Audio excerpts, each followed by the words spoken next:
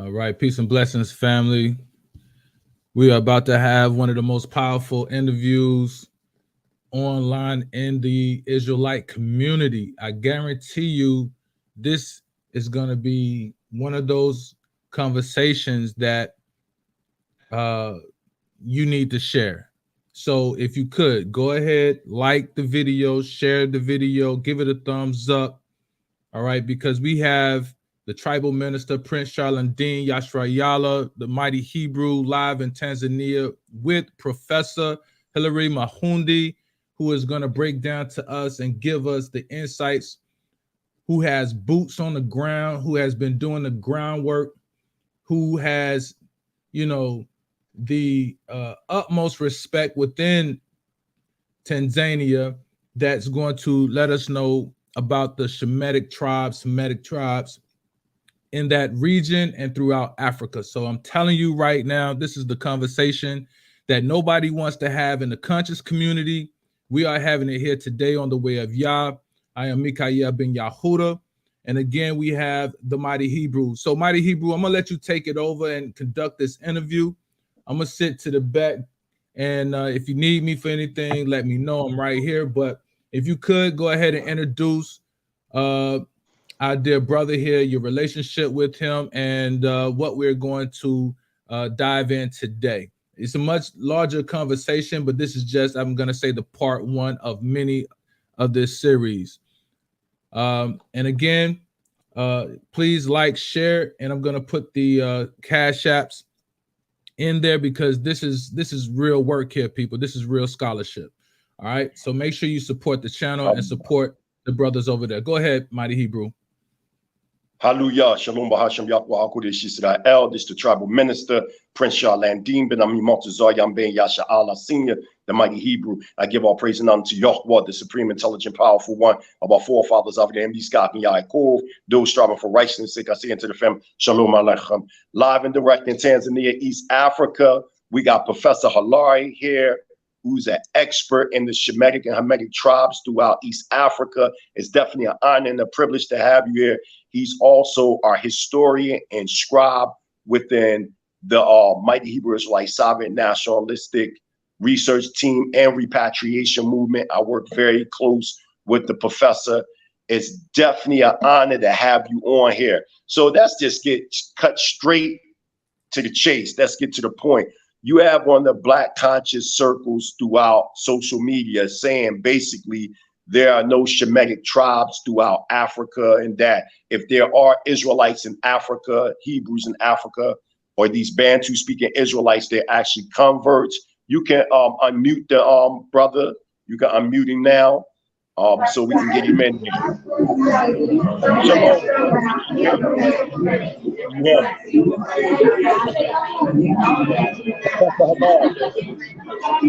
Nzuri.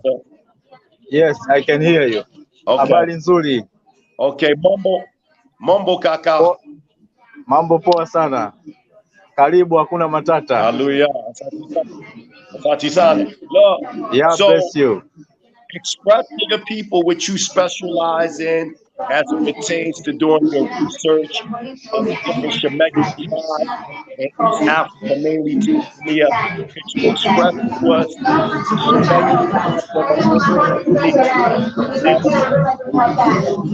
tribes? Okay, thank you.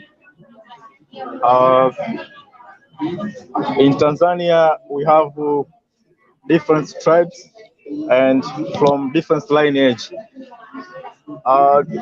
Yes, it is true that Tanzania we have Shemitic tribe, but also we have Hamitic tribe too. But most of Shemitic tribe or tribes are living southern part of Tanzania. So maybe I'm going to mention few of them.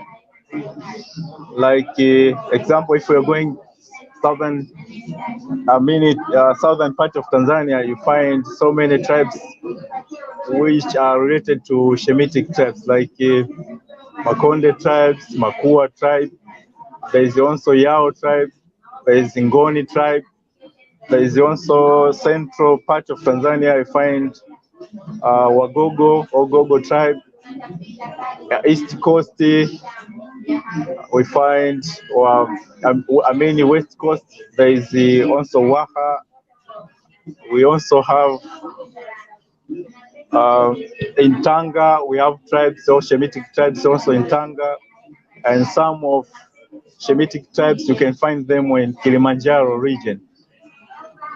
Like Moshi clan, they are also Shemitic, from Shemitic tribe. Those people who call themselves Mushi, also they are also from Shemitic tribes. Yeah. Also, let us talk about Hamitic tribes, or sometimes in Tanzania we call them Nilotic, Nilotic or Kushi people. Most of them are living in northern parts of Tanzania, especially in Arusha. We find them Hamitic or Shemitic or Nilotic. I mean, Hamitic or Nilotic tribes. You can find them in northern part of Tanzania, especially in Arusha. Some of them are like Iraq tribe. They also, there are so many tribes like Maasai also. They are also Nilotic or Shemitic or Hamitic. I mean, most of Shemitic you find them in southern part of Tanzania. Yes, yes, Prince Chaladin. Yeah. Can you hear me? Okay. Yes. So right now, we have also, I see people hitting me up right here. Give a shout out to FOP Israelites, Maccabees TV, the Lions Den. We are live and direct, True Flicks Network. So one of the arguments, Professor Halari, from a group known as the House of Consciousness, that's an organization that was put together by the man by the name of Sarnetta. And what they try to teach is that there are no Hebrew tribes in Africa. And if they are converts. And one thing about me, I say that they're not converts, that they migrated into these areas, but they're Shemitic by blood, and they even have traditions going back to the Old Testament or the Torah. What do you say about those that say that your tribe and others that uphold the Hebrew culture are converts? What you say about that? Thank you, Prince Chaladin. First of all, I would like to say that when you talk about Africa, Israel is part of Africa. That is starting point. So if you are saying you are not from Africa, when Israel is part of Africa, Northeast Africa, so I don't know what they mean, because Israel or Hebrew are originated from Africa, which Israel is part of Africa. So That's that is right. starting point. So, and that is original or civilization, starting point of civilization is Africa. Israel was or is in Africa. So we did not convert it to Hebrew, but we are original people.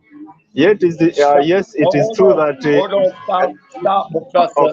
So I just okay. want to make this clear. So Uh, you're saying that the Hebrews are original African Hebrews, and your tribe and others, y'all did not convert to the Hebrew culture, but y'all were born Hebrews, correct? Yes, that is right. We did not convert it, but Edomite people and the other races, they converted, they learn it from us. And because we are native Africa, we are native America, we are native Indian, but Africa is motherland, is our origin. We come from Africa, and then we went everywhere. We are native America, we are native India, we are native Europe, everywhere. Now, now I want you to hear this, Mikael. I want you to hear this. Now we got somebody directly on the ground that's a respected professor that specializes in the Shemitic and Hamitic migrational patterns throughout Africa, and his tribe and other tribes are clearly saying that they did not convert at all to the Hebrew Israelite culture, but they were born into the culture, and they're trying to say that they converted. He even said that the Edomites and others that were around. They are the converts. So this is what this man is saying out of his mouth. Professor, do you have anything to say, Mikael? No, go right on ahead, my brother. Okay, so Professor, in your tribe and other tribes, do y'all practice 8th day circumcision and keep the Sabbath and different things like that within y'all tribes in Tanzania? Yes, you are true.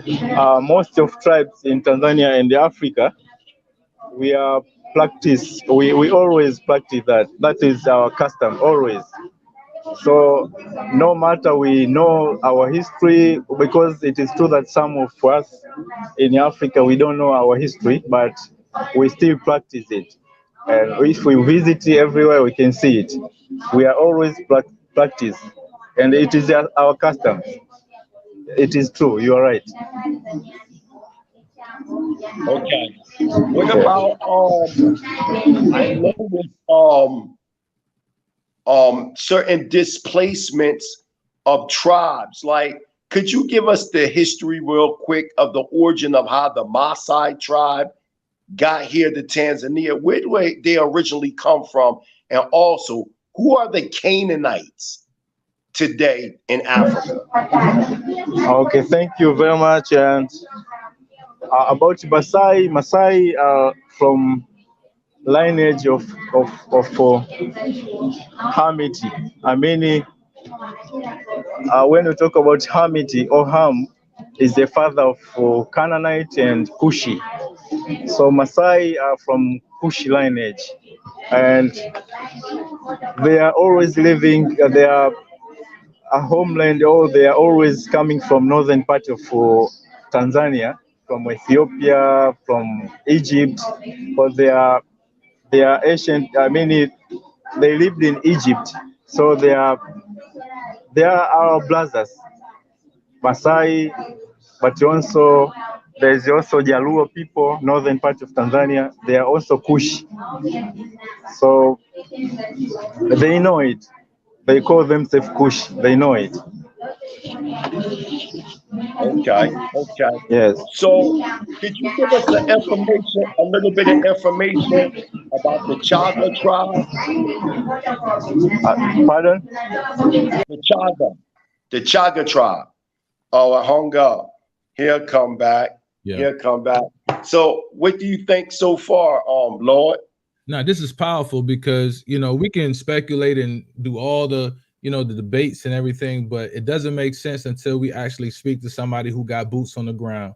You know what I mean? Okay. And bringing somebody like Professor Hillary to this is really, is revelation, because he is of these origins that you're speaking of. He has studied these, these tribes. He lives in and is of these tribes. So, like he was saying in the earlier part of this interview that you conducted, you sent to me, he was saying that, a lot of these tribe don't understand the the context around, the rituals or the cultural of the Hebrews, right? So they would not know that they are actually Hebrews and that they're doing Hebraic customs or practicing Hebraic customs. You know what I'm saying? So they're relying on, our scholarship per se to, help them, define that and to, outline that so that they will know that they are from these particular tribes. But they're doing it. It's their lifestyle. So they're not, like us trying to find out who they are, because they're actually living it and doing it. You know what I'm saying? So it's totally different from them, but what he's saying right now, bro, is real powerful, man. I'm glad he's here. What we're going to do right now, because he said he's having technical difficulties. He asked me, he just texted me. He said, can we play the video, the auto recording too? He wants us to play that too, if that's let's go ahead and do that. Let's go ahead and do that. Okay. I'm a mute. Okay, it's fine. So okay, we got the listener audience here. So express to us, because we can hear you good now. Express to us the Shemitic tribes in Tanzania that are Hebrew.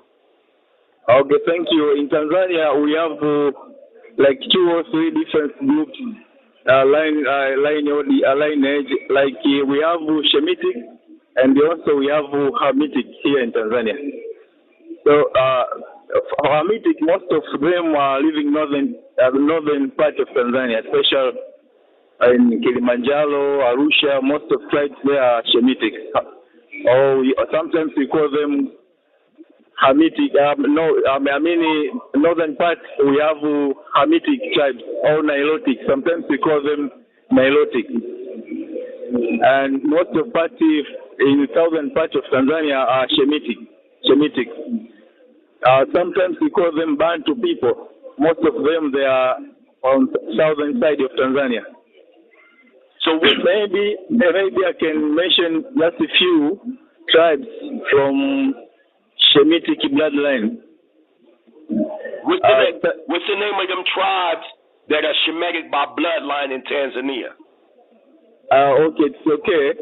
We're starting from downside, our southern side of Tanzania. Let us start with Mtwara region. We have there Makua tribes. We have Makonde tribe. We have Yao tribe.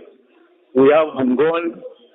We also have those tribes from Iringa. We also have Matengo. We have Kisii. We have Ngoni. We have Uhehe. We also have Nyakyusa. We have Gogo tribe from Dodoma. We also have those people from coastal region like western side of Tanzania. We have also Nyamwez. We have most of tribes, southern part of Tanzania. Or I can say almost all of them are Shemitic. Wow. So in their traditions, Professor Halari, do they have traditions of Israelite traditions and stuff amongst these Shemitic? So you can hear this out of his own mouth, like they know the names of the tribes. You hear this, Mikael? They know the names of these tribes and who's who. So this argument that we don't know who's Hamitic, who's Shemitic, man, this man is a professor in a university over there in Dar es Salaam. This man got workout. He writings. He's a scribe, a historian. His own tribe are Hebrews that come from the Levant. And the tribe that he's a part of, the tribe that he's a part of, say the same exact thing. Continue on.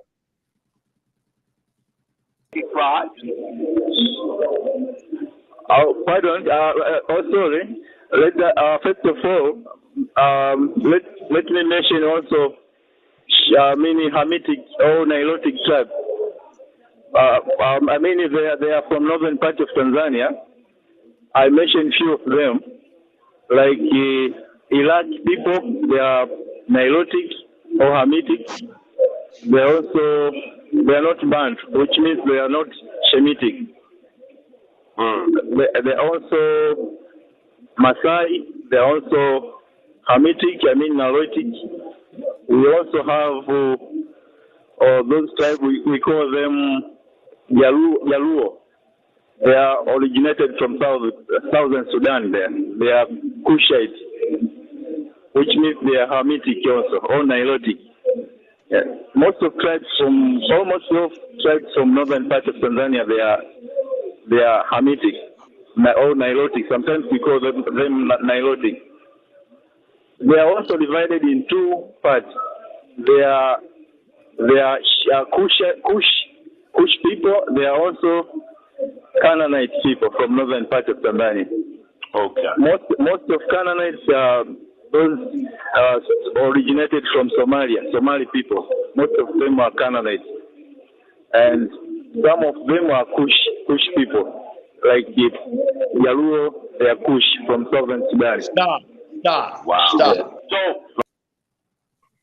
this is all factual, because when you study the Somalian people, they are Cushitic and Canaanite. Like this is, we gotta stop lying, man. This is love. We giving y'all straight from the ground. I don't know what more people want me to give them. You know what I mean? The professor, he apologized. He having technical difficulties right now. That's why I said we can use that backup, but we had him on here for 11 minutes, and now we got this record, and then we're gonna put Sar Dr. Ahmadiel Ben Yahuda. So what I'm saying is we can't no longer ignore all this groundwork. I'm on the ground. Y'all, I'm bringing the tribal chiefs, I'm bringing the professors, I'm bringing these people, and this is what they're saying out their mouths. The mighty Hebrew ain't making this up. I didn't teach this man. This man, he teaching me about what tribes are Hamitic and what tribes are Shemitic. He putting me on to who's who. And through their cultural ideas and traditions and stuff, he the one that introduced me to certain tribal chiefs and stuff like that. So y'all can't say mighty Hebrew making this up. Professor Halari is saying these things. Continue on. You know, before I play the video, mighty Hebrew, again, we were just talking about that. Sir. You know, I got to get you a camera. I got to get you a microphone set up. I got to get you some equipment out there so that you can really get, you know, these you know, and document these stories, document this history here, because this guy's, you know, he's a walking encyclopedia. You know what I'm saying? So we got to capture these guys' story. You know what I mean? I'm glad you already got it this way, but moving forward, we got to, you know what I'm saying? We got to really make that happen, bro. So like, again, that's why we have the you know, the cash apps up, so y'all can support the channel, so y'all can support mighty Hebrew, so he can continue this work. Let's go. So Let's go. I know, like, I was studying up on the Chada tribe, and I see in others, I see that they still have Hebrew traditions. Some of them keep the Sabbath. Some of them do the Passover. Are there some tribes that's Shemitic in Tanzania that still keep Hebrew tradition? Yes, most of them they keep, but the reality is that they don't know what they are doing. They think they don't know if that is Shemitic tribes, but they practice it. If you ask them, they don't understand anything, but they practice it. They don't know, but they always practice. Gang. Then that's very interesting. I know in Arusha, you ever heard of this tribe called the Iraq? Yes, Iraq, most of tribes are many southern parts, which we call them Shemitic, and northern parts, which we call them Nilotic. Both of them, they've always practiced the same tradition. We because they lived together, so our culture are not different. So both of them, they just practice the same.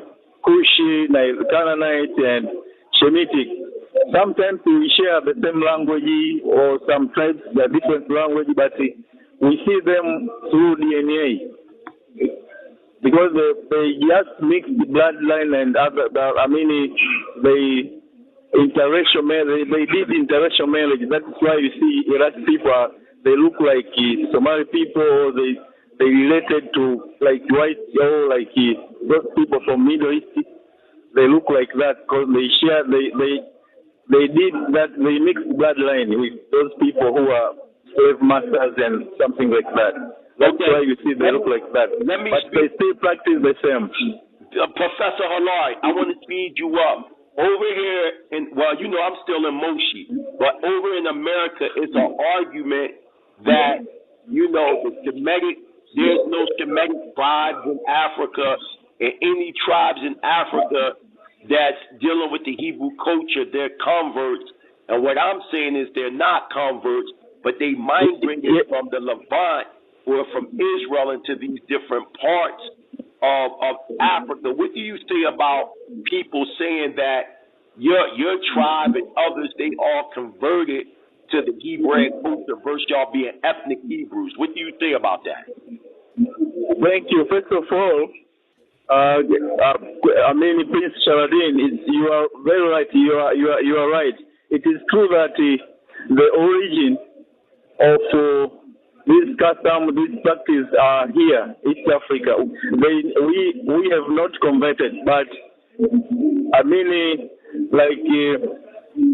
these customs, these all traditional see here, the origin is right here in Africa. Because our origin is here. So that's why you see they practice, but they don't know their history. We are not converted. Yes, everything, I mean, if you travel to different region, like one time, I wish you should, you can visit 1,000 parts of Tanzania, or you can go to Mozambique or Zimbabwe. We practice the same, because that is our origin. Okay. That is our origin. We did not convert our meaning as they think that we are the one who converted to Judaism. No, we didn't. Because So Mighty Hebrew, again, he just said that they did not convert. What does it really look like, when you all keep Shabbat there in Tanzania, some of the community that comes and be a part of you all services or whatnot? Who are some of the tribal members and Right. people of that nature? Go ahead.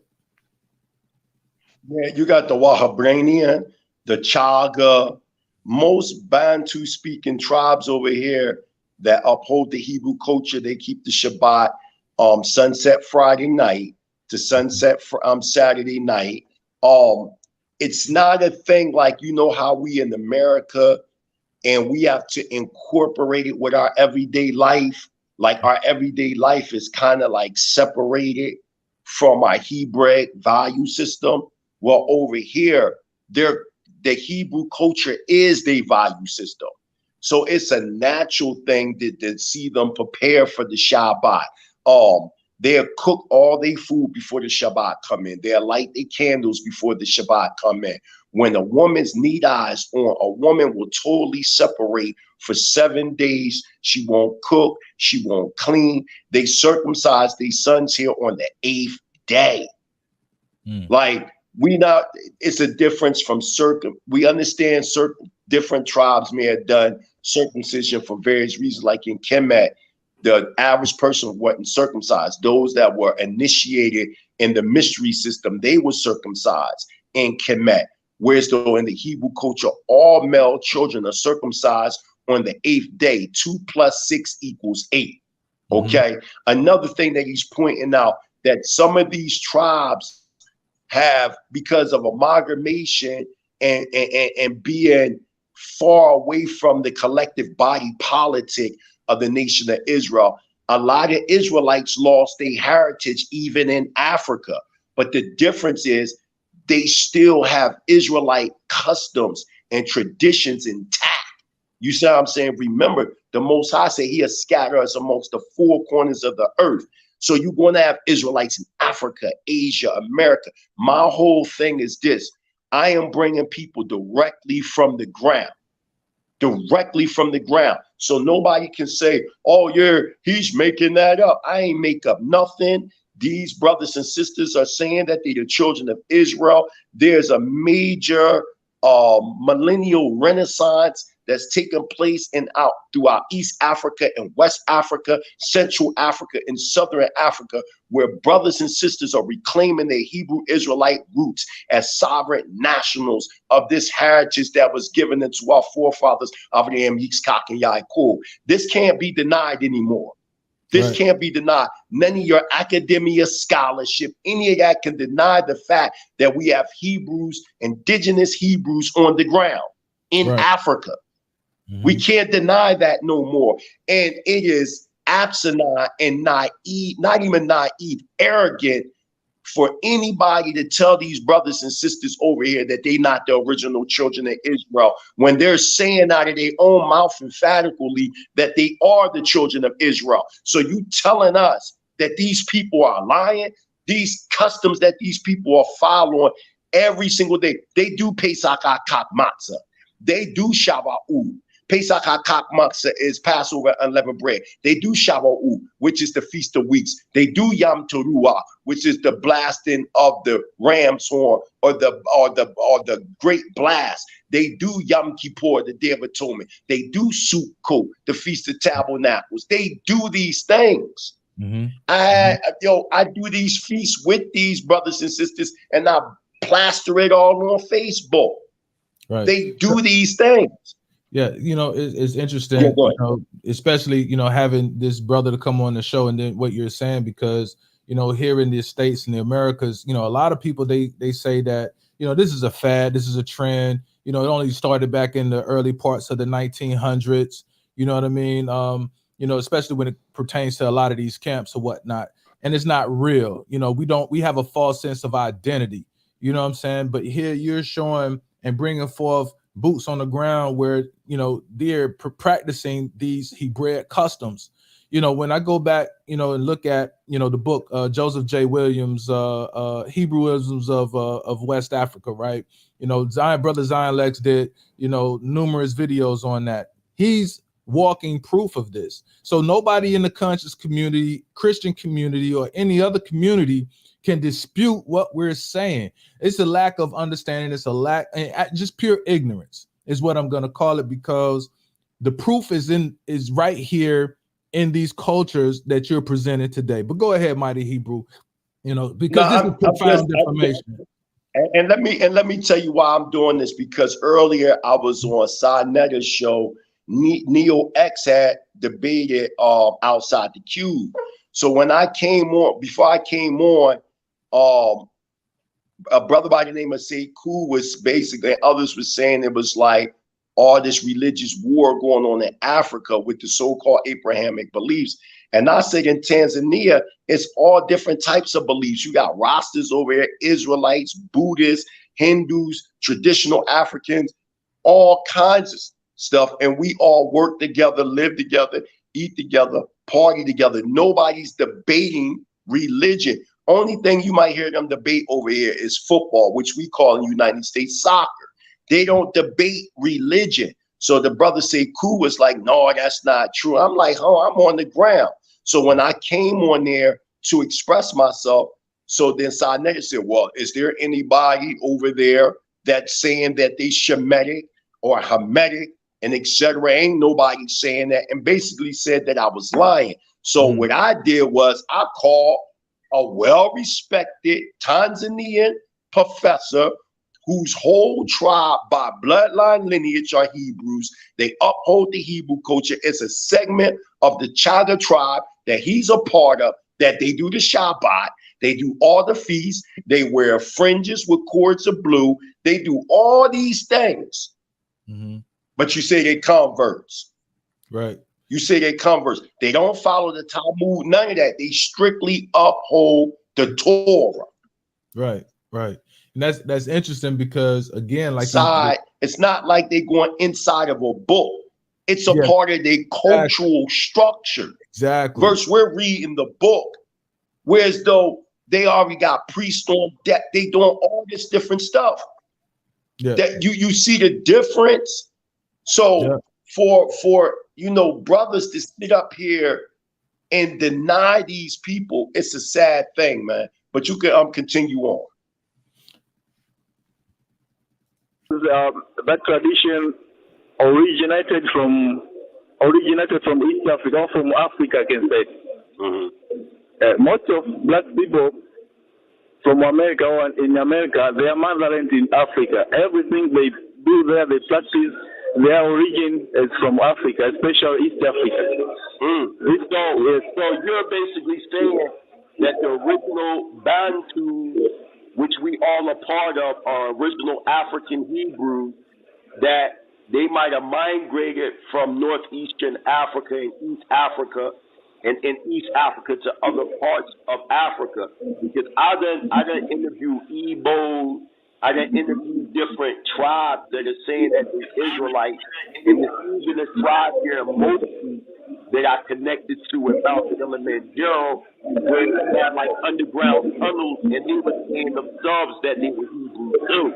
So is there a way that we can do, like, could you take me to some of these tribal chiefs in southern Tanzania, and we can get them on Side or House of Consciousness, where you can give us some of their oral Hebraic traditional, the oral traditions. Can we work something out? Yeah, the problem is that most of black people in Africa now, they have received by our colonizer. So they practice that Hebrew customs, but they don't know the history.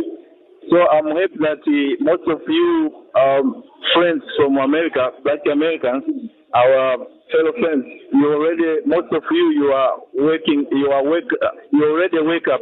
So I think it's your duty to teach most of us that we are Hebrew, because most of us, we don't know who we are. That is the truth. But if I take you somewhere, you can see they practice the same as you read on that Bible, of gospel, but they don't know what they do, or what they're doing. Like, example, you are there you see. So you see how humble this man is. See, we as so-called African Americans, we have the academic scholarship, whereas though they have the cultural traditional scholarship. So you have certain tribes that know that they're Hebrews, but then you have other tribes that don't know.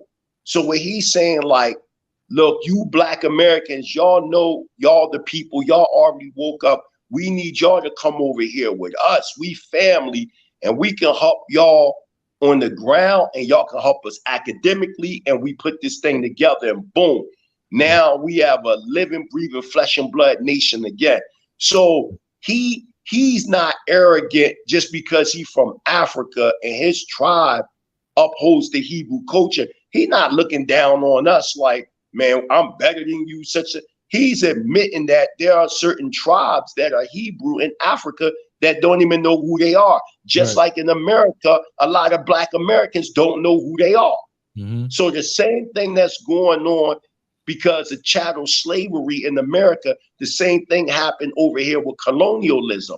A lot of the tribes, it was erased out of their memory that they were Hebrew. You understand? But they still uphold distinctive Hebrew customs that are totally unique from other customs of tribes that are around them. This is how we're identifying it by the way of anthropology or Hebrew anthropogenesis.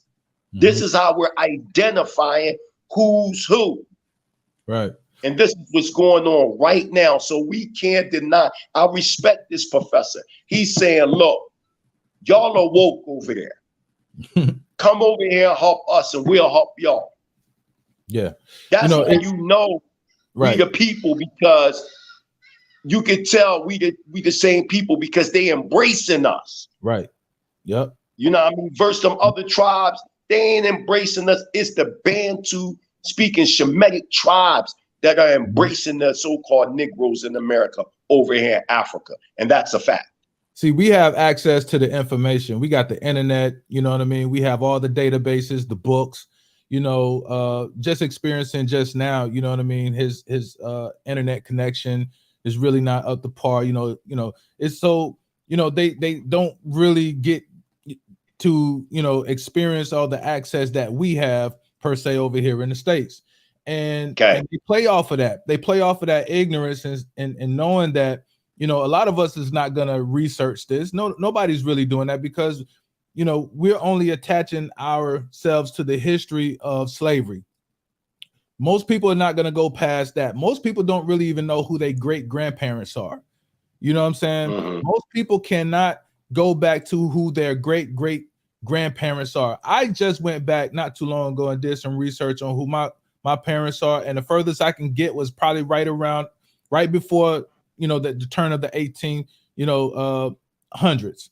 Okay. So, but prior to that, you know, you only get the history of who the slave masters were. You see what I'm saying? But here, without the information, they know who and what the migration patterns were. So if we're talking about those who are from these various regions who migrated from the northern parts of, you know, East Africa down to these parts, who's to not say that we're not coming from all, of these same lineages? You see what I'm saying? Fact. And so Facts. that's what you're presenting today, and we're building that connection based off of that. But I'm gonna keep rolling it. But that was a powerful piece right here that you just brought forth. Hallelujah. Iraqi tribe, they practice the same Bantu culture, but they don't know. It's good to tell them that you are practicing the Hebrew customs, but the truth is that Africa, Israel also is part of Africa. So if they say I'm not from Africa, so I don't know what they think about. Because if you say I'm not from Africa, that means you are not Israel.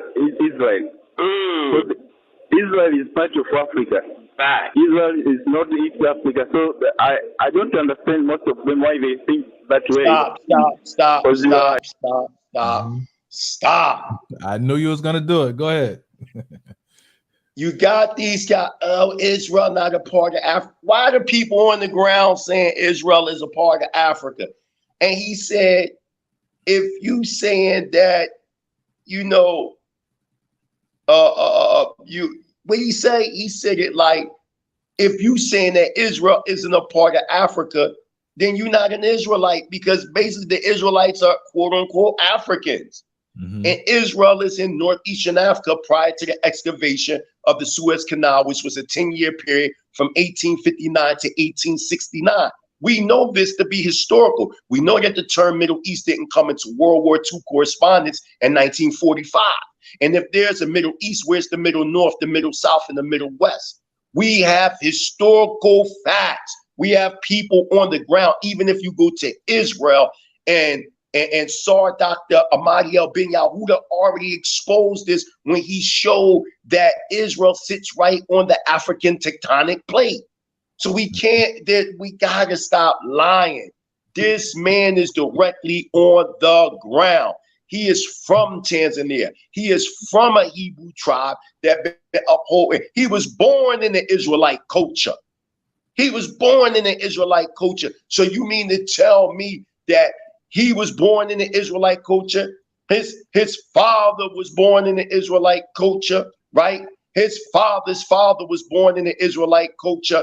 All these people were born in the Israelite culture, and you mean to tell me that this man is lying? So you saying that Professor Halari is lying, his father is lying, his father's father and father's father and father's father, and all down the line, an unbroken chain of Israelites that say that they migrated from the Levant 2,700 plus years ago, and they're breaking down how they got into Dar es Salaam, how they got into Kilimanjaro, how they got into Mount Meru. This is what they're saying. Mm-hmm. Even when they sing these songs, they have songs talking about they from Israel. Facts. In Swahili. Hey, and in their own tribal. Yeah, go ahead. Yeah, listen, my grandmother, in my research, my grandmother, father, they built a community right after Reconstruction era. They built a community, and guess what they named the community? The New Jerusalem Settlement. The New Jerusalem Settlement. They knew something for them to call it the New Jerusalem Settlement. Facts. See, a lot of these people, they don't even understand it. See, that we come from these very tribes that you're talking about, brother. Like it's within us. It's embedded in our DNA. But go ahead, though. Also, I want you to show real fast on the screen. I want you to do something for me. Mm-hmm. There's a book that I want you to put in on the screen real fast, right?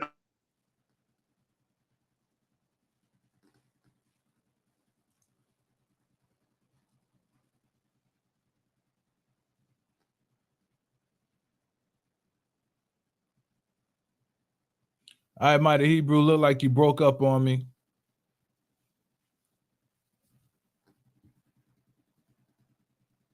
I'm going to go ahead and play the video until you come back. You are part of our family. Yes, but also we are also Native Americans, we are also Native Indians, we are also Native, but this is our motherland. We originated from here. We moved everywhere.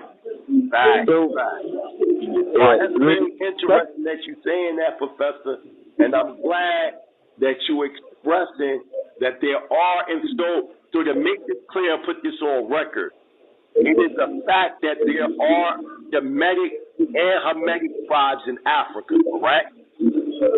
yes. Okay. So Shemitic and Hamitic tribes, we almost share the same customs.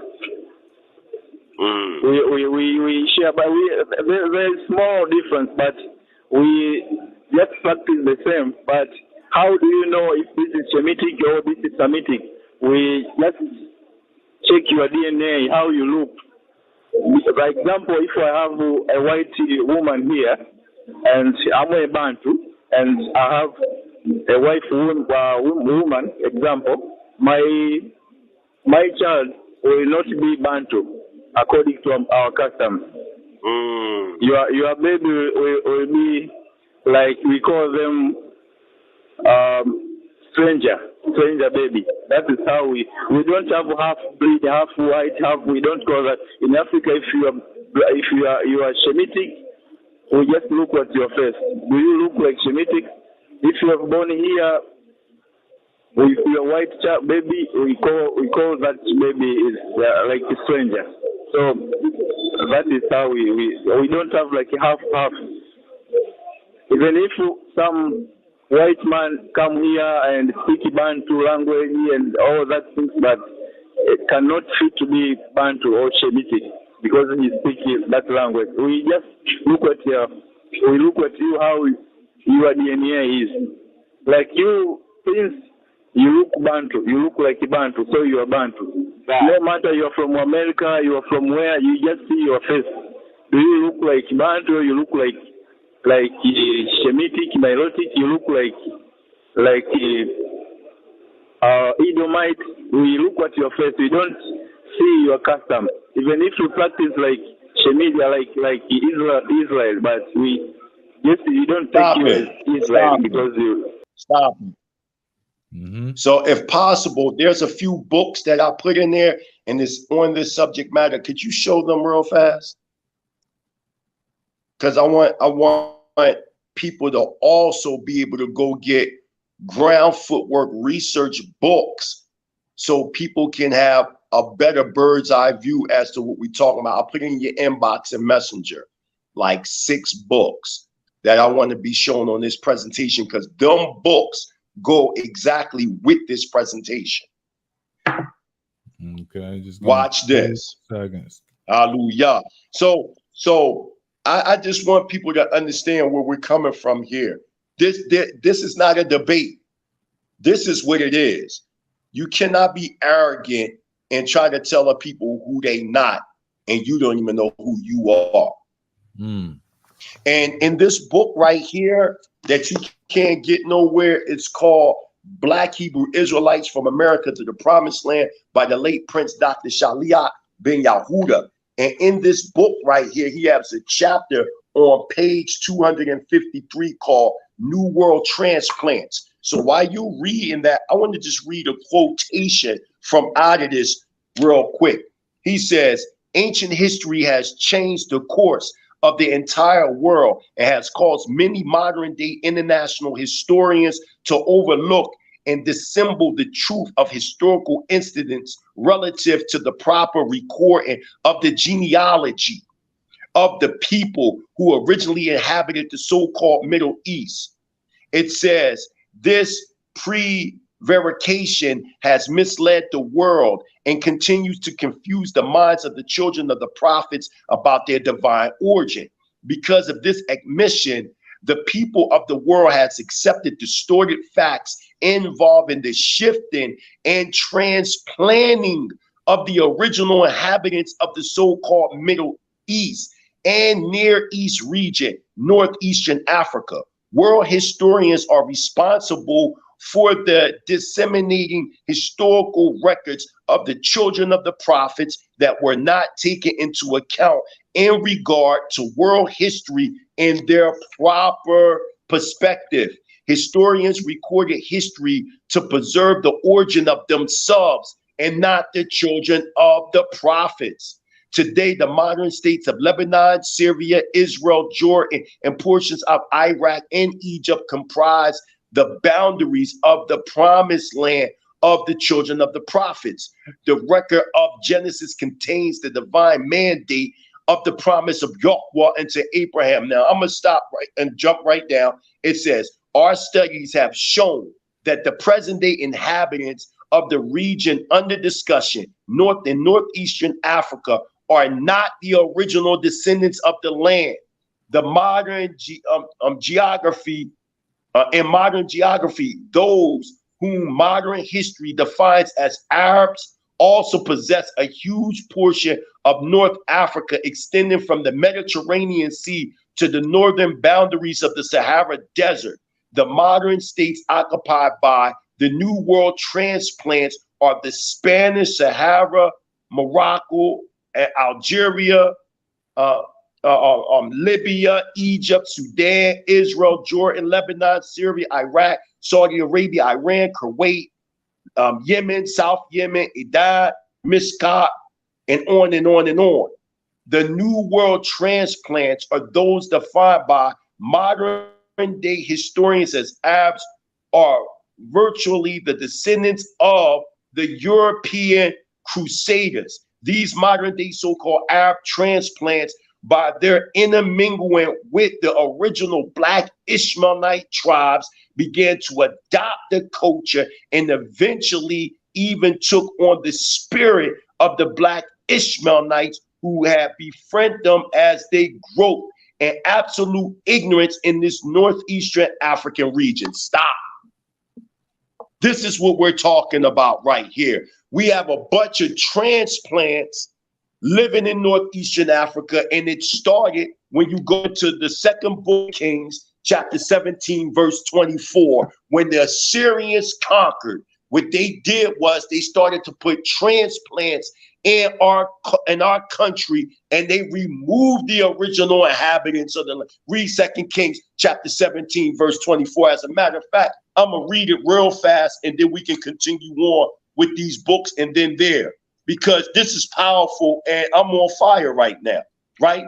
It says, and the king of Assyria brought men from Babylon and from Cuthah and from Ava and from Hamath and from Saphardimium, and placed them in the cities of Samaria instead of the children of Israel. And they possessed Samaria and dwelt in the cities thereof. And as you continue to read, you will see that the Assyrians created these priests, took out the Levitical priests, and start messing around with the culture and heritage of the Israel. These dudes don't know history. They don't know history. They only know linear Western academia history. And if you're talking about you African, why aren't you telling the history circularly? I thought the Africans were a circular people. In that retrospect, you only can tell history by times, cycles, and seasons. You cannot tell lineal history. With the Euro-Gentile dude, he take a piece of pottery or a piece of skull or something like that, and he tries to paint this elaborate lineal history of the world through these individualistic findings. You can't do that. That is called the power to define by the way of the spiritual Magna Charta outlined in the book of Daniel, chapter 10, verse 25, when the Euro-Gentile will have a time and a half a time to rule.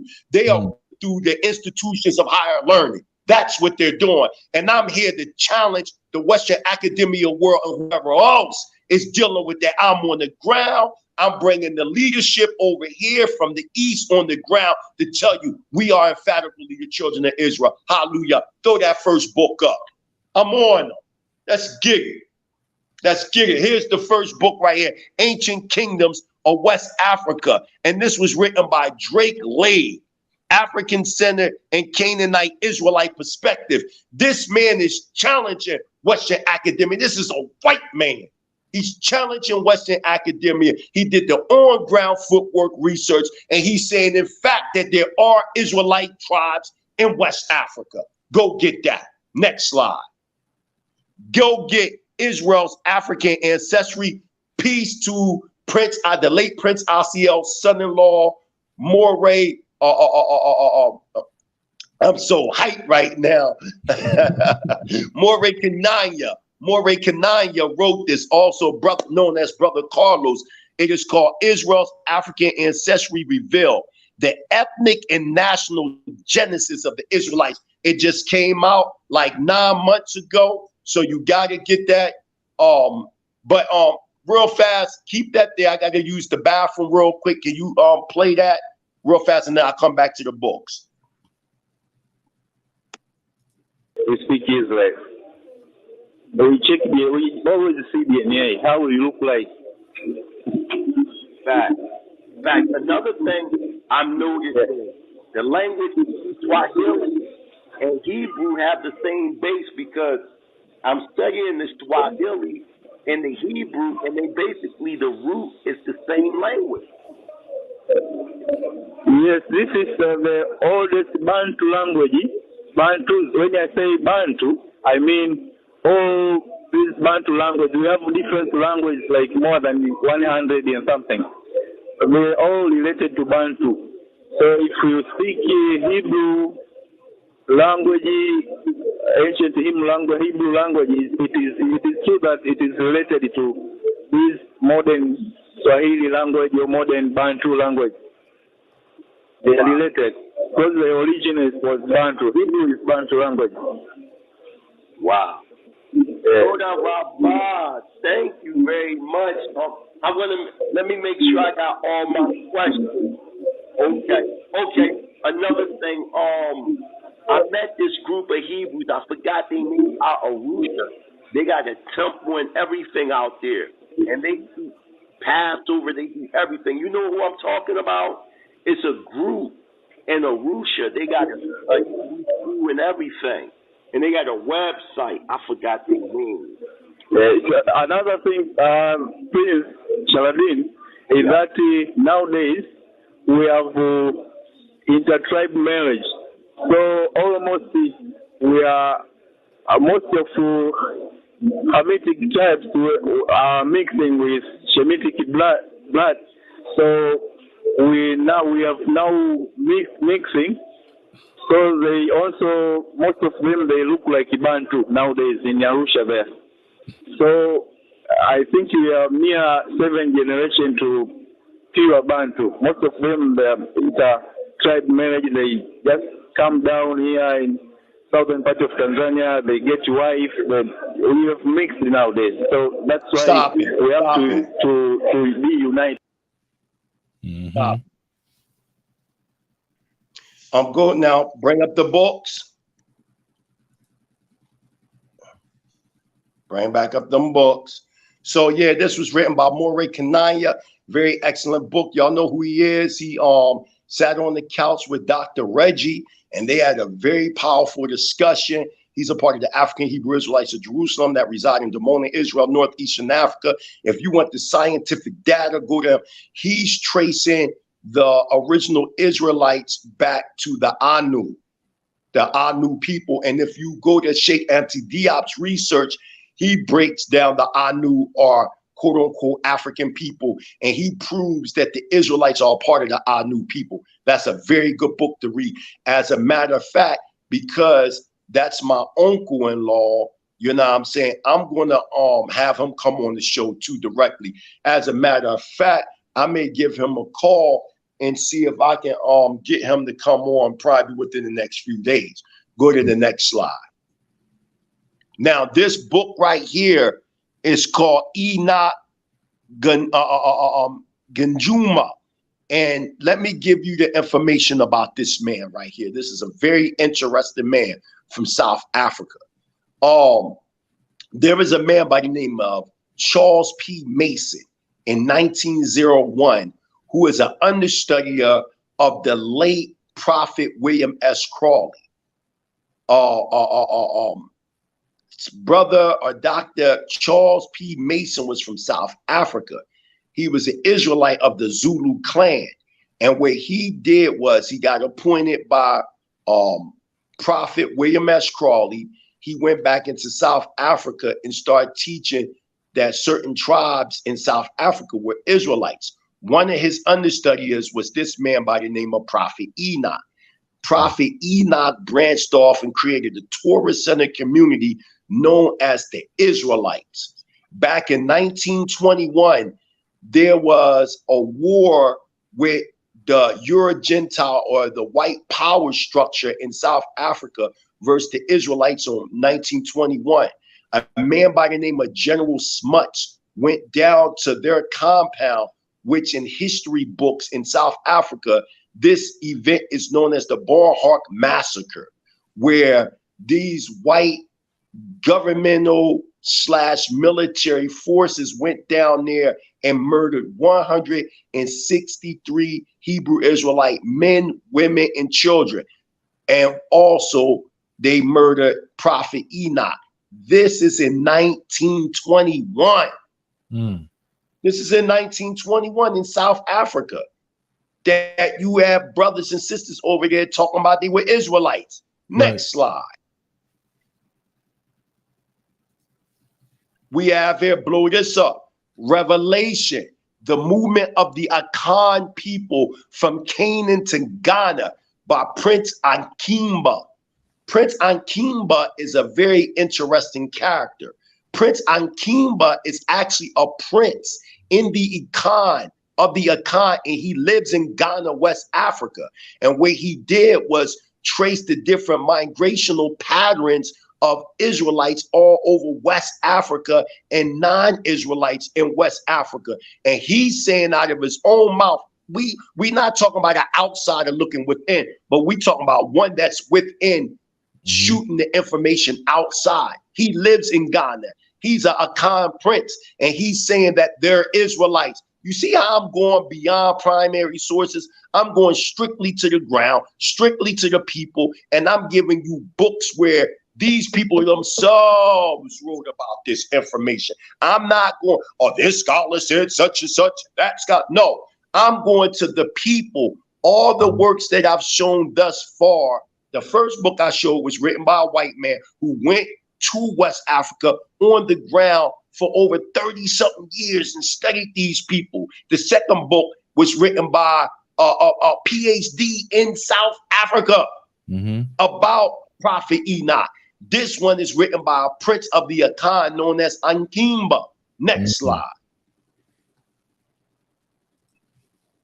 Now, we got the traditions and customs of the Dengami of Ghana, right? Descendants of authentic biblical Hebrew Israelites. This was written by a PhD scholar from Ghana. And he's breaking down their customs in Ghana. Everybody I'm showing and giving sources are directly from the ground.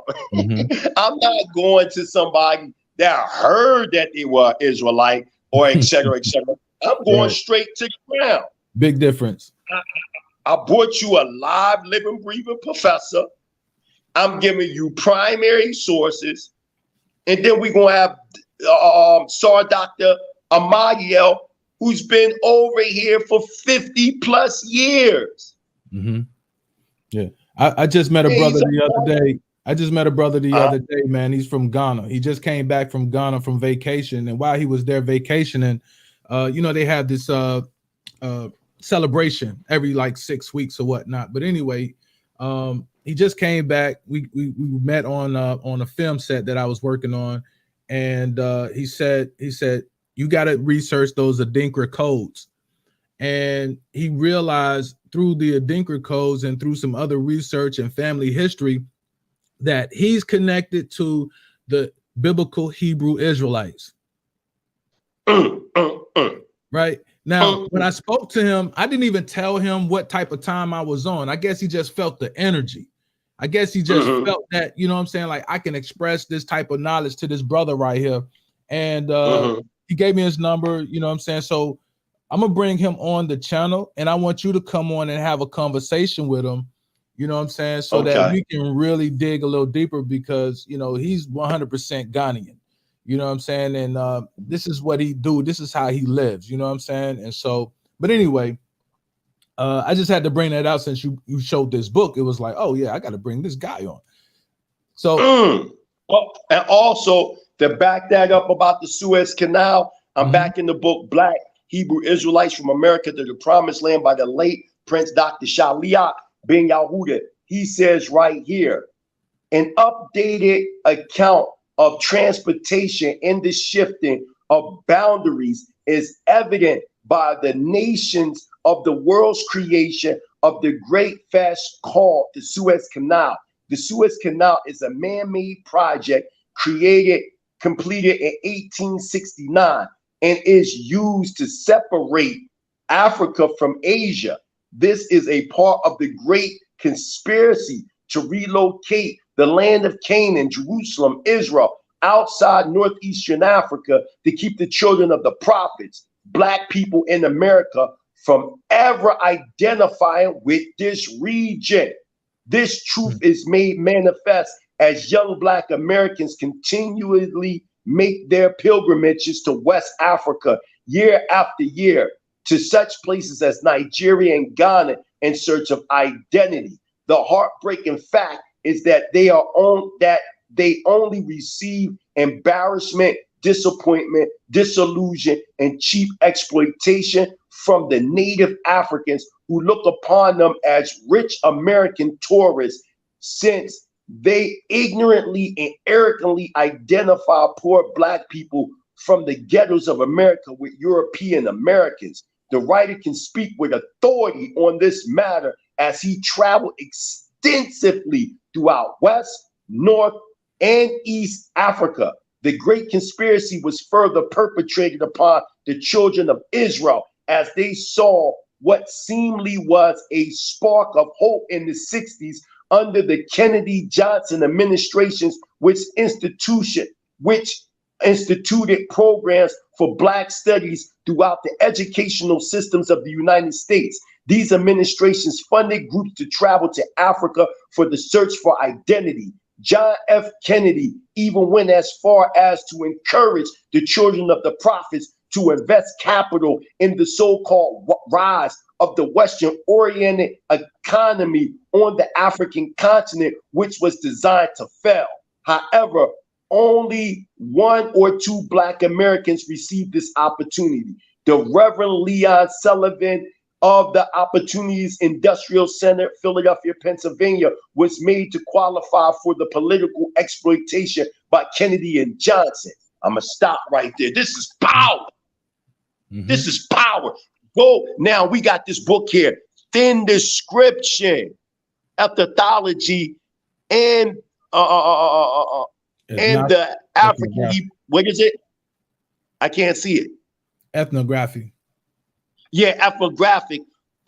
Because I can't see it. The African Hebrew Israelites of Jerusalem. Thin Description. I know the author personally. He's an anthropologist, Dr. John L. Jackson, who is a professor in the University of Pennsylvania, and he went over to Dimona and did extensive research on our community in Dimona. Y'all need to get this book, Thin Description. Next slide. Let's blow that up.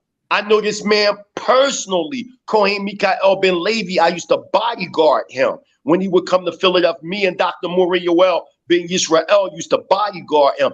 Get this book, Israelites and Jews, The Significant Difference, where he shows that there is a distinction between Israelites and Jews. Now, I seen recently, even though it came out a few months ago, a debate with Chris Harris and Elder Yarah. And one of the things that Chris Harris says is that the Jews were a historical people and that the Israelites didn't exist. The funny thing that the problem with that is that the word Jew cannot be translated in the Hebrew language. There is no letter J, number one. Number two, there is no word in the Hebrew for the word Jew. That being the case, how can you say the Jews are historical and the Israelites are fictional? The word Jew is a distortion of the word Yahudah or Yahudi, meaning of Judah, meaning the tribe of Judah, which is one of the 12 tribes of the children of Yisrael or the children of Yaakov. So that, and that's where in the word Israelite, the Ike at the end is a Greek suffix meaning a descendant of. So when you say you're an Israelite, you're saying you're a descendant of Yisrael whose original name was Yaakov, which in English they translate as Jacob. Checkmate. Next slide. Yeah. Get that book, Israelites and Jews, The Significant Difference. Back to the professor. As one people. Wow. What about Professor Halari? You live and direct on the Mighty Hebrew University TV. Thank you very much. I can't wait to see you soon. What you doing this Passover? You want to come to Motion and do Passover with us? I would like to visit there. The problem that, in Tanzania we are struggling with those things of economic activities. So always going down, up and there. I'll work something out for you so you can get out here. Thank you. I'm just waiting to hear from you. Okay. All right. It sounds good. So I'll talk to you shortly. This is Professor Halari here on the ground, and I'm glad you brought up certain. There is one more thing they wanted me to ask you. Circumcision. Are there tribes of the Shemitic line over here that practice circumcision on the 8th day? Thank you. Yahahai. You said what? I said Yahahai. Oh, so they bless you. Yes, and I was asking, there was one question I wanted to ask you about circumcision. Over here in Tanzania, I heard that some of the tribes circumcise their sons on the 8th day. Yes, it is true. It is true. That is our customs. We just do that, but due to colonial education and all that, some of tribes have changed that because due to those people who came, Edomites who came to colonize us. But that is true. It is our tradition to do circumcise. We didn't go to hospital, but we have our elders who do that. That is those the modern professional doctors. We had our only elders or traditional doctors who did those in 8 days after baby born. That we did that. That is true. Okay. Also, when you get as we continue on, I'm going to connect you to a sister by the name of Dulcinea. She wants to ask you some questions too. So I'll definitely connect you with her. Also, I'm going to connect you with FOP, Israelites, the Lions Den, Torah Nights, Maccabees TV. So there's a lot of interviews I can line you up because a lot of brothers and sisters want to know about the Shemitic and Hamitic tribes in Africa. And from our understanding thus far, you're one of the best researchers in Africa as it pertains to the subject matter. Hallelujah. Thank you. You're welcome. Thank you, Professor. I'm going to let you go ahead back doing your business, and I'll talk to you soon. Thank you. Thank you. Because I'm on the way, I will be waiting just to hear from you for the next event. Okay, Professor. Shalom Aleichem. Yeah, that was a powerful interview, Mighty Hebrew. Salute to you again for doing such great work. I think I'm gonna go ahead and bring up this other video so we can get into that because this is an interview that I think pairs very well with this. So y'all just hold tight. I'm gonna bring this up real quick. This is one of the ministers there who and you can better explain his position there, but I know he's the communications lead there in Dimona, and he's traveling all throughout Africa and whatnot. So if you could, you can go ahead and introduce him, and then I'll play the video. Okay. Give a shout out to Sar Dr. Ahmadiel Ben Yahuda, the founder of the African Edenic Heritage Museum. He is also one of the major national spokesmen of the African Hebrew Israelites of Jerusalem that reside in Dimona, Israel, and one of the most powerful historians that I've bear witness to. He also wrote a book called The African Edenic Heritage, which is excerpts from the African Edenic Heritage Museum. So that's popping. That's here with I'm sorry, Dr. Amadia has to say about the subject matter. Hallelujah.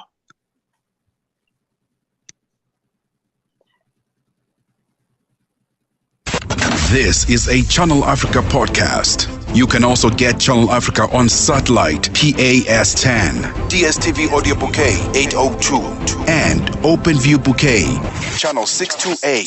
Mushatama and Palisatawo on the move. Well, thank you for joining us right here on Channel Africa, South Africa's external service into sub-Saharan Africa. You're listening to us on DSTV channel 802, OpenView 628. And don't forget that app that you can download on the Google Store, your Apple Store, that is SABC Plus. And you can stream us live in the radio station section. That's all the content that's coming from the South African Broadcasting Corporation.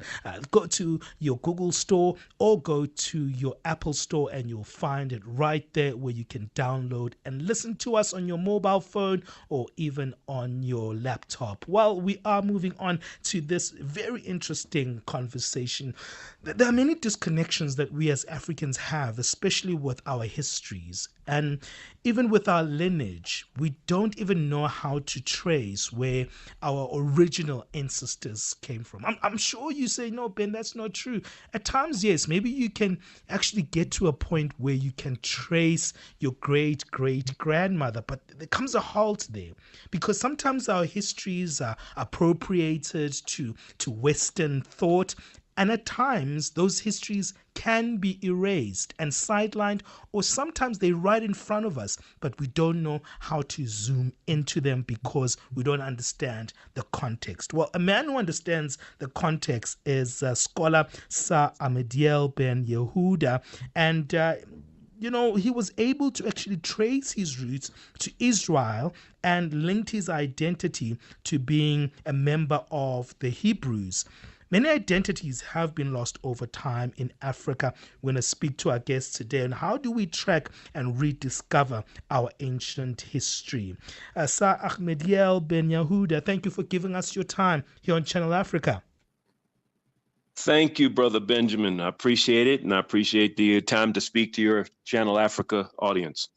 Tell us a little bit about who you are and what you do on a daily basis as a scholar. Well, first, let me give all praises to the Holy One of Israel, to Yah, as we refer to him, in which many of our people across Africa have referred to him. We would always shout hallelujah, which is Hebrew, and it's praising Yah. That's the name of the God of Israel. Well, my own personal journey began in the United States. I was an African in America. I don't like the terminology African American. And as an African in America, that search for identity that was so crucial for us trying to orient us led me indeed through West Africa, back to West Africa, and from West Africa up to Northeast Africa, which is how we refer to Israel. We don't see Israel as being a part of the Middle East because we don't view the world in the context of the former British Empire, which were the first to use that terminology. When you look at Israel on a map, geologically and geographically, it is part of Northeast Africa. And the ancient peoples of that land were African people in every form. The language is officially, Hebrew is officially classified as an African language. And so, that was how I identified, and it made sense to me, and it brought in the spiritual element that so often is lacking now, or has been hijacked by what we would say is the religious or the religiosity of interpretation. And so spirituality is a more 24/7 way to approach it. But that in general, and so what I do is I as a representative of the African Hebrew Israelites at Jerusalem, a community that has been in Israel since 1969, going back to the vision of our spiritual leader, Ben Ami, who in 1966 had the vision for us to return back to the land of our ancestry. We've been there ever since. And as Minister of Information and a spokesperson for the community, what I do is travel around to research and to teach and make these connections between many of these Hebrew isms that have been scattered globally, but largely in the Edenic, as we prefer to call Africa as Eden, the Edenic lands. And so I do research with the Ashanti, the Ewe, the Yoruba and Igbo. And down here in this portion, because I'm down here with you now in South Africa, looking at the Lemba, which of course have been documented the Black Jews, by the Lembas, DNA tests. Absolutely. Right. I just left Congo, DRC, a week ago, and came back to Joburg, and I brought back with me a great tidbit of those who might have been familiar with Simon Kimbangu, who told his followers to continue to read the Bible, for in it you will find out what was stolen and who the thief was.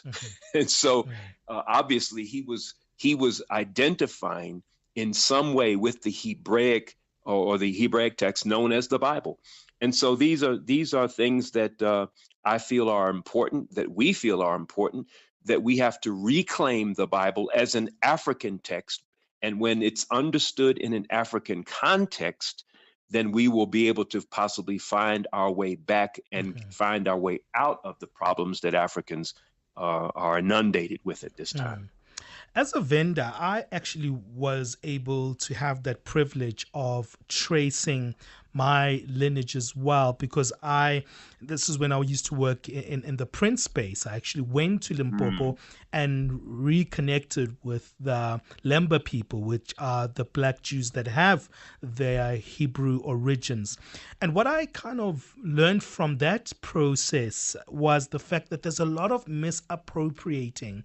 There's a lot of misplacing our histories. Even if when we do read biblical scriptures, we try not to, we get away from the names, the places. We rather just stick to the narrative or the quotations, but we don't want to look at the geography. We don't want to zoom into the cultural aspects of what has been actually documented by our African ancestors.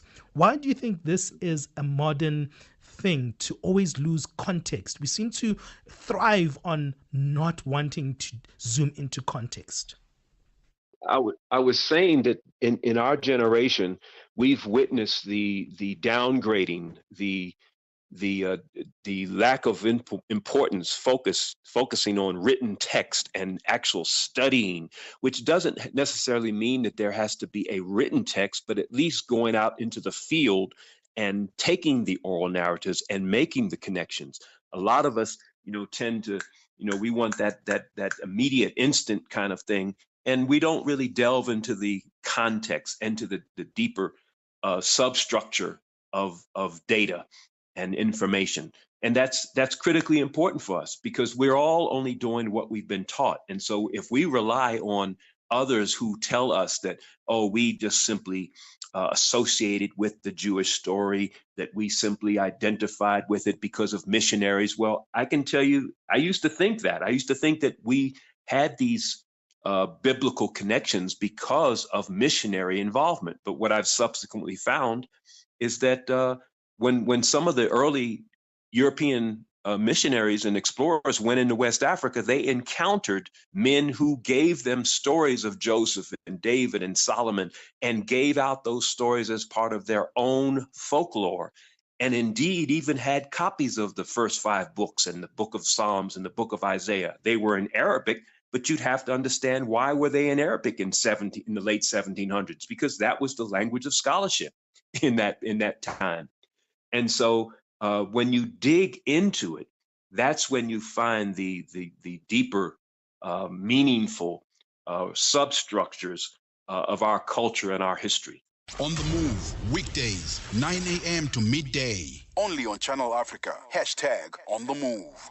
Well, thank you for joining us right here on Channel Africa, having an insightful conversation with Sir Ahmadiel Ben Yehuda, who's joining us here on our show. He is the spokesperson of the African Hebrew Israelites of the Jerusalem community. I want to speak about how you thought it was important to track your histories, because our histories, sometimes we think they separate, but actually they have a collective general mode to a certain extent. From your own perspective, how did you go on the journey and why?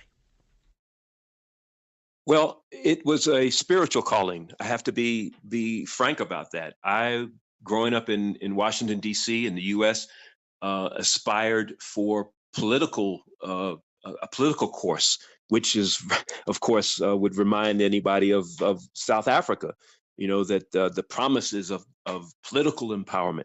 And then realizing that that was not going to fulfill what my particular calling was, I then went into economic empowerment. And I know that again is familiar, that we need to lift ourselves up, with economics. And I quickly realized that neither was going to be the redemption or provide the pathway to redemption that I was searching for. And so it became a spiritual calling wherein I was I came into the knowledge of brothers and sisters who were teaching that we were the lost sheep of the house of Israel, that we were not just any African people that ended up in the Western Hemisphere. And so it became clear to me, and I was being taught that the Bible, again, is an African text. And in that context, it made sense to me. It made sense why in America that we weren't singing about the river Niger, the river Gambia, the river Volta. We sang about the river Jordan. It made sense why when we were forbidden to read, write, preach, or teach, that we began to talk about Jericho and Jerusalem and Canaan's land, not Mali, Songhai, Timbuktu, and other West African cultures, but Northeast African places and cultures. And so, the tendency when we as youngsters awakening and into that higher consciousness of identity and looking at Egypt and discovering, and many of us still haven't discovered that Egypt is on the African continent, because they still, when I say they, I'm talking about European anthropologists and archaeologists, still have a problem acknowledging the blackness, the dark skin complexion of the ancient Hebrews. Mm-hmm. I'm sorry, the ancient Egyptians.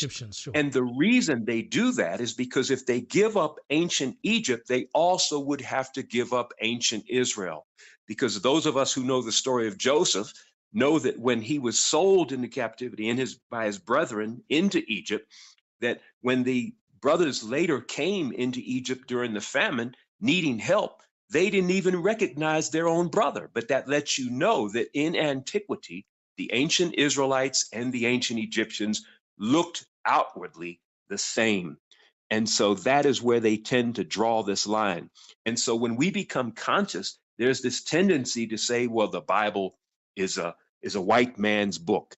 And I would simply say, what kind of white man's book mentions Egypt and Ethiopia early on more than 1,500 times? What kind of white man's book would that be? And when you begin to look at the text from an African perspective, and you realize that of all these trees in the garden that we were allowed to freely eat from, well, most African cultures, we regard our elders and wise people and wise men and women as trees. I remember when the first minister of state for Ghana passed away, that the front page of the local papers said, "A great tree has fallen." And so in that context, we can understand that, oh, this is what that story was about. But I can tell you that what that story was not about, it was not about the beginning of the world. Mm-hmm. It was not, it's not even, it doesn't even read like that. The second word, in the beginning, is mistranslated. It's in a beginning. Mm-hmm. And that's when you realize that Adam and Eve weren't two people. And talking about the beginning, it also lets you know that the end, or the last days, as we've been taught by religion, is not the end of the world either. Mm-hmm. It's talking about the end of a particular dominion over the affairs of our world. And so context, again, perspective, putting things in their proper cultural, linguistic, and historical context is all essentially important for us deriving the what we need to get out of it. One other thing, when you talk about tracing my roots, our roots as Africans in the Western Hemisphere, well, obviously we know we came through West Africa. But when you look in West Africa, you begin to see Hebrewisms. You begin to see brothers and sisters who were, well, not sisters, but brothers who were. Now, you got to really hear this, what this man is saying about how, if you go to the 50th chapter of the book of Bereshit of Genesis, you see Yaakov passes away. And the children of Israel went to the land of Canaan as a delegation, but they had on Egyptian attire. But the Canaanites confused our people as being Egyptians. But if they were so-called white people, how would you get us confused with the original people of Kemet or the people of Tamare confused, right? Then also he spoke about Dr. Amadiel, when he was talking about Bereshit, it don't mean in the beginning. It means in beginnings or in a beginning. So it's not talking about, you know what I'm saying, the beginning of creation, but it's continuous cycles and seasons. Then if you go to is it let me get the chapter right. Oh, Tehillim, Psalms chapter 104, verse 5 and 6. It clearly says that that the Most High made the foundation of the earth to be here forever. Then that means it's no ending. So the ending that is being talked about, as Dr. Amadiel is saying, is the end of a world system. Go read the book, The Messiah and the End of This World, by the late Ben Ami, talking about the end of Western liberal democracy, not the end of the earth surface itself. Also, he broke down how Adam and Eve were one man, one woman. Remember how Adam is the firstborn of the first blood rising with outstretched arms. We know that the word man is not even an English word. It's a Sanskrit word, manu, which means to think. So when we break down the ancient Hebrew, archaic pictorial Hebrew hieroglyph, right, from which the first Torah was scribed in, if that's what we're going by, then we got to go by the way of the archaic Hebrew symbols. And we know that the Ha is the image of a man with outstretched arms facing the northern star. We know that. And then from there, you'll see the Aleph, which is a symbol of an ox head, symbolizing strength, power, first in rank, source, right? Then you got the Daleth, which is a doorway to go within something, a pathway that leads you into a certain central point. Then you have the mean, which is an image of waves from the ocean. So the Daleth in the mean is down, which is the blood of grapes. Or as in the blood of grapes, the Aleph with the Dam is Adam, which is firstborn or first blood. And then you got the Ha, which is the image of a man with outstretched arms facing the northern star, which is also inclusive of woman. So Ha'adam means the firstborn or the first blood rising with outstretched arms, facing the northern star. Who is the star? The star is the parents from which the child come from, right? Watch this. That's man. Remember that in Yosef had the dream that the sun, moon, and 11 stars bowed down to him, which was symbolic to his father, mother, and the 11 sons within the children of Israel, right? Peep the knowledge, peep the wisdom. So in that retrospect, Ha'adam is defining the ecological condition of a thought being birthed from the earth's surface. So we always existed within the earth plane itself.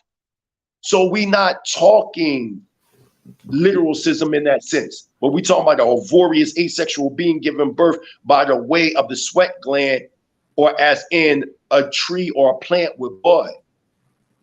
And later on, you see the separation Zokawa Niki Va in Genesis or Bereshit chapter 2, verse 7. So the SAR is 100% on point.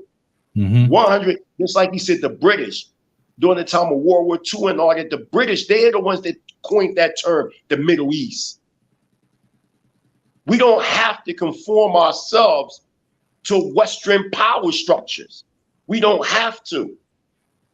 We don't have to live by the demarcation stations of those that put us in captivity. We can control our own destiny and create a whole new paradigm of our own understanding of our own historical narrative. We don't have to go by the pages of the Conqueror's book no more. Shout out to Sinetta in the House of Consciousness. Hopefully y'all see this, y'all show it. You know what I mean? Shout out to Sinetta, support Sinetta TV. Show this video. This video need to go around all over. And at the end of this, we're gonna give you a treat. And the treat is it's a 10-minute clipping of me interviewing tribal chiefs in Dimona, Israel, when I went over there for New World Passover some months back. And also saw Dr. Amadiel is on there.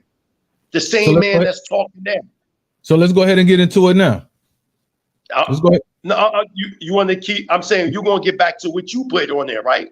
Nah, because I don't want to give too much of that, because we're going to bring the doctor back. We're going to bring him on the channel. We can have a conversation a little bit further. Okay. So, you know, all right, boom. So algorithm, you know, copyright, all that stuff. Yeah. Right. This here is my intellectual property, my record and all that, so you can play it. Okay. I give you permission. All right, cool. So let's go ahead and roll that. That's rolling.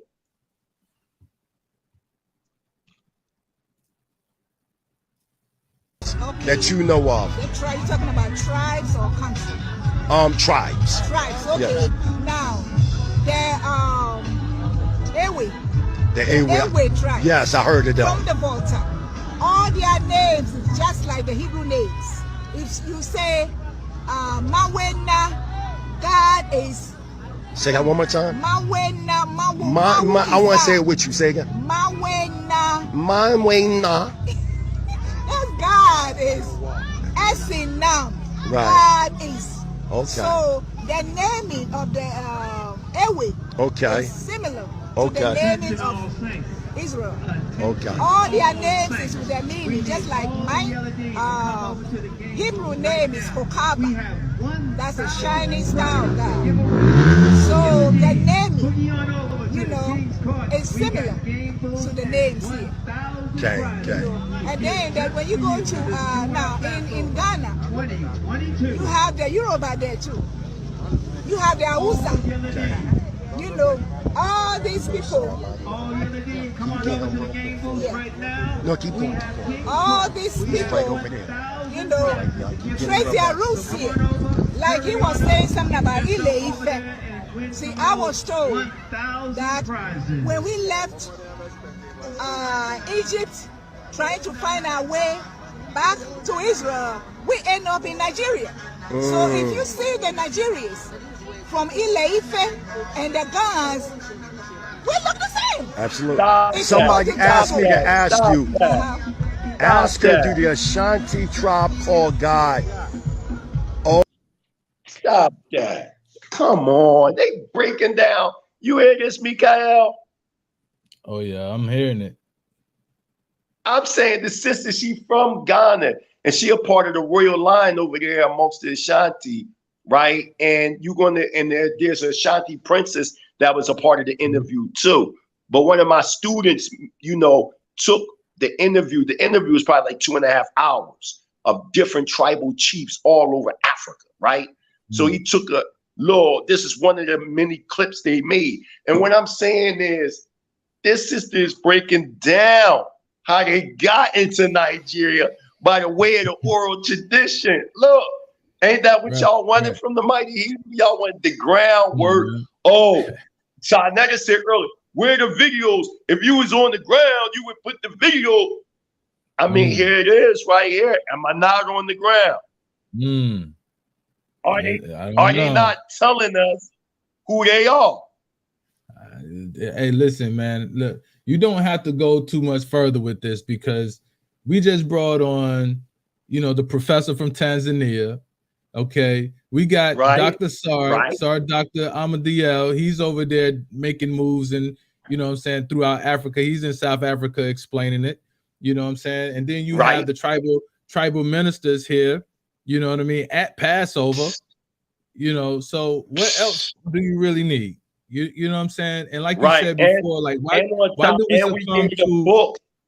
Yeah. Why do we succumb to Western academia? You know what I'm saying? Like we don't have to go by what their, you know, rules and regulations and what their studies say. You see what I'm saying? We got to go to those who got boots on the ground, who live this life every single day. That's what I keep trying to tell the people.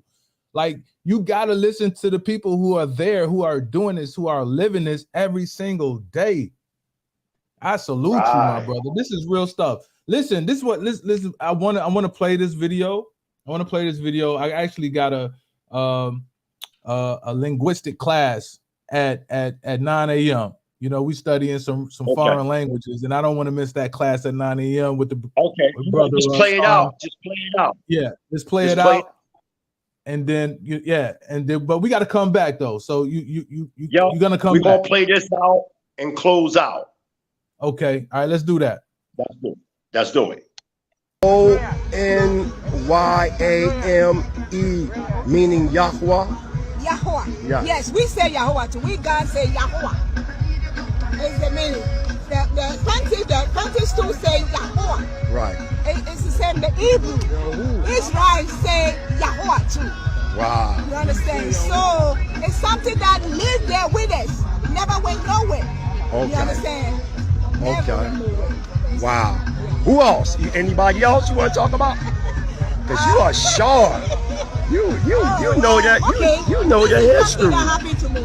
You know the history. When I first came here, you know, when I first came to Israel, I heard the first word I heard was Ima. I said Ima. That's how I call my grandmother. Right. Okay. I also heard Ba, boy. In Hebrew, boy is come. In God, my darling, is a Ba. You understand? So when I begin to hear these words, like one of the words I heard was Eyefel.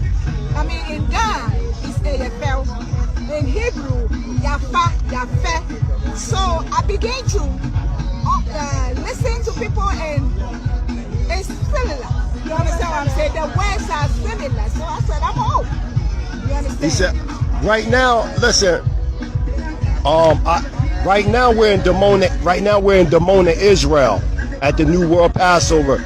So Israelites and people all over the world come here. What part of Ghana are you from? I'm from Accra. Are you from? Nah, she's from Accra. I'm from Accra. Okay. And that's another Ghana. Okay. We got another brother here. We got a matter of fact. Have a seat. Have a seat. Have a seat. For a few minutes, you live. We need a few minutes from you. We got the Ashanti here. There's an argument in America amongst the black conscious community trying to say that there are no Hebrews in Africa, and if there are Hebrews in Africa, they converted by white people, which is not true. Could you give me a brief synopsis real fast of the Hebrew presence amongst the Ashanti in Ghana and other Hebrew Israelites in Ghana? Yeah, first of all, if you read the book of Joshua, chapter 15, verse 42, you will see that Joshua, when he was dividing the land in Israel among the 12 tribes of Israel, there was a man named called Ashan, who is from the tribe of Judah. Okay. So he was given a land according to his tribe. His name is Ashan. Okay. Hebrews. So you read the book of Joshua chapter 15 verse 42. You see the tribe of Ashan. Okay. Beside that, we have our traditions. We believe that God is the God of the Sabbath. Okay. We believe in circumcision. We believe in cross. We need a few minutes from you, sir. Cross, cousin, marriage. We only need a little bit of time. It's a lot of people watching. Dr. Cosriel was already over there. Yeah. Just a few minutes. So, there's an argument in the United States right now. There's an argument in the United States right now that's brewing amongst scholars such as Professor Jabari, Dr. Reggie, Garfield. They're saying that the Hebrew presence in Africa, West Africa, it's all predicated on conversion.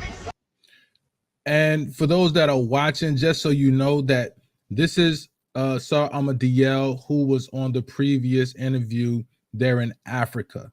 So now you get a chance to put a face with the voice. That white Jews were exiled from out of Israel in 70 AD. This is their ill logic. You want me to say something about that? Yeah. Let me finish the I know, Sar. I know this is the stupidest argument ever, but I'm in the land of Damona amongst the scholarship body of the School of the Prophets, the most highest advanced scholarship body in the world. So I'm coming to Dr. Sar Amadiel. They're saying that the Israelite presence in Africa is predicated on conversion. What do you say about that argument? That's not even an argument. I don't even want to engage in that. They need to go back to school. Go back to fundamentals. Go back to 101. Like they even laughing. Go back to fifth grade. You know, the fact that geologically and geographically we're in Northeast Africa. Okay. Back to the fact that Hebrew is classified as an African language. Okay. You know, I mean, if your garment standing out here in this heat would turn black after a few years. Okay. I mean, really. That's a juvenile argument. You know, it is. And we can sit down and lay out some programs in the future and lay out piece by piece to show that all of the peoples in this arena, in this area, all of the original Arabs, the original Palestinian peoples, which they really technically weren't a Palestinian people. True. That they were all dark-skinned peoples. It's not even an argument we would engage in. You don't even want to engage in this foolishness. That's not a serious argument. That may be born out of emotion. That's like saying the Bible's a white man's book. Anyone that says that, we know they ain't read the Bible. You couldn't possibly have read the Bible if you say it's a white man's book. What kind of white man's book mentions Egypt and Ethiopia 1,500 times? And to add on to what Sar is saying, it's so funny that we're in the Negev desert right now, and this is called Damona. And when you go to the 15th chapter of Joshua, verse 22, it says, it mentions Damona, literally Damona in the Negev. Yeah. So you mean to tell me that Europeans just made up all these geographical locations, right? When the Sheikh already broke down, when Europeans came, they needed his family and his tribe help to show them the outlining of this land. But if they wrote the book and they knew all this information, why would they need his family and people help to understand this land? Yeah. The first time that Theodore Herzl, who they call the father of Zionism, the first time he came to the land of Israel on a boat from Europe, he's an Austrian. When he's on the boat with a brother, his complexion, wearing that type of dress. Well, when you go to the Museum of Jewish History, they have the same photograph. I seen that. That side of the photograph has been cropped. I seen that. I seen it on Facebook. Obviously, for us, when we see a brother, we like, wow, who is he? Why is he on the boat? But anytime Europeans came to other lands around the world, they needed indigenous people to be their guides. And like you were saying, it was his families that knew this land. His families. It's his families that still know this land, and they get in the IDF to track her because they know the land. They're people of the land. They love the land. So it's not even something we want to engage in on a serious level. As a matter of fact, while I'm like, I apologize for interrupting your day for such frivolous rhetoric, but the thing is, I'm in the land, and the people's like, listen, we need you to ask the people in the land what's going on. And there was so much energy here from different people from West Africa that's astute in this Hebrew history. I mean, Mama Ghana is phenomenal. The princess is phenomenal.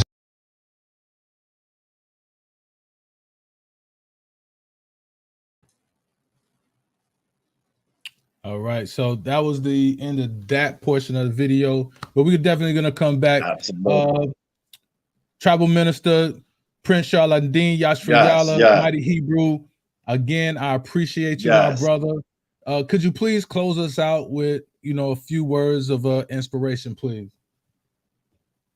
Absolutely. Hallelujah. Giving all praise and honor to Yahweh, the supreme, intelligent, powerful one of our forefathers, Abraham, Yitzchak, and Yaakov, those striving for righteousness' sake. I say into the family, Shalom Aleichem. It's definitely an honor and a privilege. Anybody watching this, y'all need the support by the way of cash apps, True Flicks Network. Support Brother Mikael, because this work that he's doing is very, very powerful. Y'all also see like he producing documentaries, like he taking it to another level. But understand that finances are needed. And anytime we deal in this type of realm, I don't care what organization you're involved in, it has to be pushed by the way of some form of financial backing. There's no way of getting around that. We can't be Israel and don't support by Cash App and $ True Flicks Network.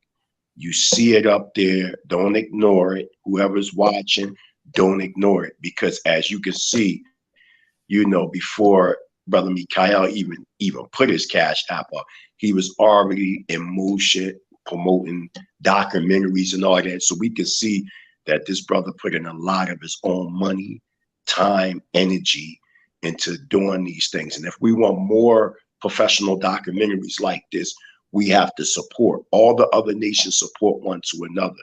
And remember, when you was a Christian, before I'm park my car, when we was, deep into the Christian faith, before then you remember you watched the televangelist TV show, and then you would call in and give a donation. Remember, you gave your donation to Benny Hinn, Jimmy Swagger. I'm talking about some of the first ones. Billy Graham. Yeah. He is the pastor. He is the pastor of all the presidents of the United States while he was alive. That man lived to be like 101 years. He didn't want to die. You see what I'm saying? That's the level we need to be on based upon life enhancement. That's why I respect what you're doing with your juice. You juicing these days. I'm watching. I see what's going on. We got to get our minds right.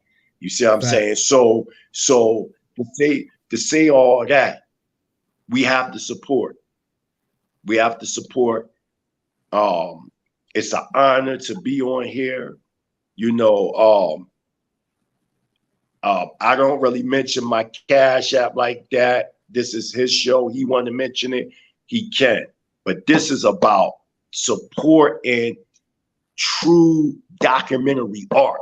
And that's been on my mind lately, because I watch certain documentaries of Israel, but the soul of it, a lot of it is lacking. So now we on the ground.